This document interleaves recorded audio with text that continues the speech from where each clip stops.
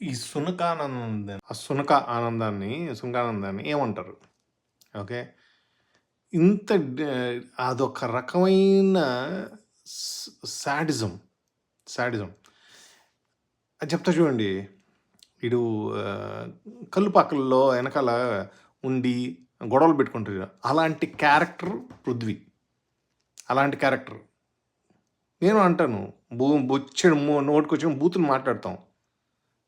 అది మాకు తెలీదు బ్రో. మాకు లాంగ్వేజ్ ప్రాబ్లమ్ బ్రో. ఇది కాదు కదా కావాల్సింది. Basic respect. తెలియకపోతే తెలుసుకున్న తర్వాత రిపీట్ చేయకుండా ఉండడం.